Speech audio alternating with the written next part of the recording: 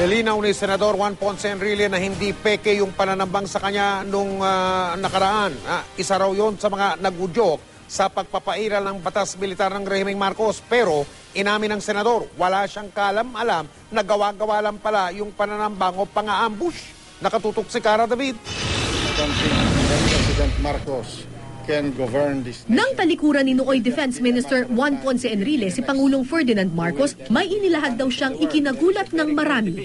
Sa ulat ng ilang mamamahayag, sinabi raw ni Enrile na peke ang kontrobersyal na pag-ambush sa kanya noong September 1972. Ang pagkaka-ambush kay Enrile ang isa sa ginamit noon ni Marcos para suportahan ang pagdeklara niya ng martial law. Pero nang makapanayam ko si Enrile nung isang buwan, tinanong ko kung peke nga ba ang pagkaka-ambush sa kanya. That's silly because martial law is already going on. Why should I fake my ambush to justify martial law when it was already on? Irreversible day. Ganito rin ang nakalagay sa kanyang autobiography na may pamagat na Juan Ponce Enrile, a memoir. Sabi niya sa libro, kasinungalingan daw ang sinasabi ng kanyang mga kaaway sa politika na pineke niya ang kanyang ambush. September 21, idiniklara ang martial law, gayong September 22 naganap ang ambush. Sa kwento mismo ni Enrile, pauwi na raw siya nung gabing iyon at pagdating ng kanyang convoy sa may Wakwak subdivision sa Mandaluyong, bigla umanong pinaulanan ng bala ang kanyang escort car.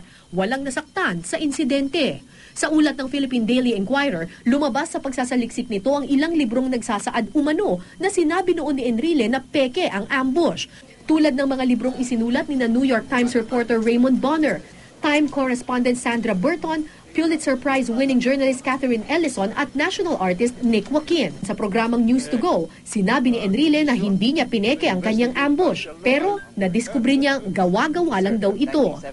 I said, the ambush was staged.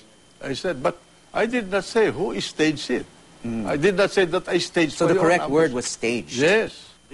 Bagamat 4 na dekada na ang lumipas mula nang ideklara ang martial law sa Pilipinas, handa pa rin daw si Enrile na mag-testify sa anumang investigasyon kaugnay ng mga umano'y human rights violations noong panahong iyon. Suportado raw niya ang pagtatatag ng isang komisyon na mag-iimbestiga sa martial law. Paliwanag niya, marami daw kasing misconception ng mga tao sa batas militar. I told the President, Mr. President, I will support your call to create a commission to investigate martial law. I will testify under oath. If I was guilty, at my age, I'm willing to go to Muntinlupa. Cara David, Nakatutok, 24 Oras.